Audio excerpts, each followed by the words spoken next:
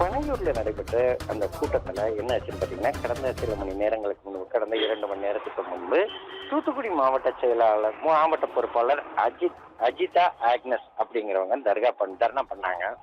என்னன்னு பாத்தீங்கன்னா, கடந்த சில தினங்களுக்கு முன்பு நம்ம தமிழக வெற்றி கழகத்தோட செயற்குழு கூட்டமானது நடைபெற்றது. இதுல என்ன சொன்னாங்கன்னா, கட்சிக்கு நியாயம், அதாவது கட்சியோட வளர்ச்சிக்கு பணிபுரியக்கூடியவங்க வந்து தொடர்ச்சியா பணியில இருப்பாங்க, மற்றவர்களுக்கு வந்து வார்னிங் கொடுக்கப்படும் அப்படிங்கிற மாதிரி தெரிவித்த நிலையில இன்று வந்து பாத்தீங்கன்னா, கடந்த ஒரு 3 மணி அளவுல என்னாச்சுன்னு பாத்தீங்கன்னா, தூத்துக்குடியை சேர்ந்த அஜிதா ஆக்னஸ் அப்படிங்கிறவர் விஜயோட காரை மறிச்சு அவர் வந்து ஒரு ஆர்ப்பாட்டம் பண்ணாங்க. அவர் மட்டும் இல்லாத அவர் கூட வந்திருந்த ஒரு 10 முதல் 15 பேர் எல்லாருமா சேர்ந்து அந்த மாதிரி போராட்டத்தில் ஈடுபட்டு இருந்தாங்க.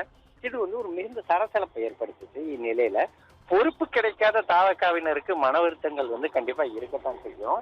ஆனா அஜித் ஆக்னஸோட பேச்சுவார்த்தையை நடத்திய நிலையில வந்து தாவைக்கா வந்து ஒரு விளக்கம் கொடுத்திருந்தது. என்னன்னு பாத்தீங்கன்னா, விஜயோட கார் மறிச்சது குறித்து ஏற்கனவே பிரச்சனைகள், அதாவது ஏற்கனவே நாங்க இதை பத்தி இப்ப பேசிட்டு இருக்கிறோம் அப்படின்னும், முற்றிலும் ஜனநாயகம் உள்ள கட்சி தமிழக வெற்றி கழகம் அப்படின்னும், மற்ற கட்சிகள்ல உள்ள ஜனநாயகம் விட, அதாவது திமுகவை விட தாவைக்காவில் வந்து அதிக அளவு ஜனநாயகம் இருக்கு அப்படின்னு சொல்லி வந்து அவர் நிர்மல்குமார் வந்து தெரிவிச்சிருந்தாரு.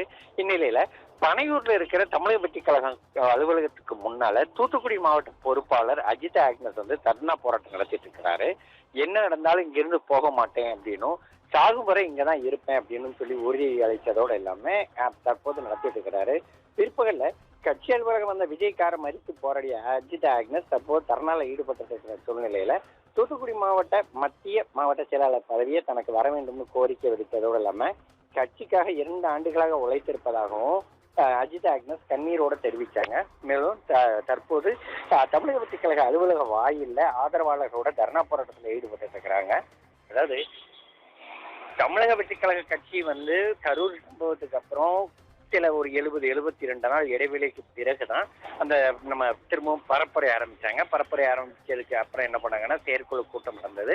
அந்த செயற்குழு கூட்டத்துல தான் கட்சிக்கு முறையானபடி வேலை பார்க்காத எல்லாரையுமே நாங்க வந்து கண்டிக்க போறோம் அப்படின்னு சொல்லி கண்டிச்ச ஒரு சூழ்நிலையில தற்போது அந்த தூத்துக்குடியை சேர்ந்த அஜிதா ஆக்னஸ் வந்து தற்போது தர்ணா போராட்டத்தில் ஈடுபட்டு இருக்கிறது.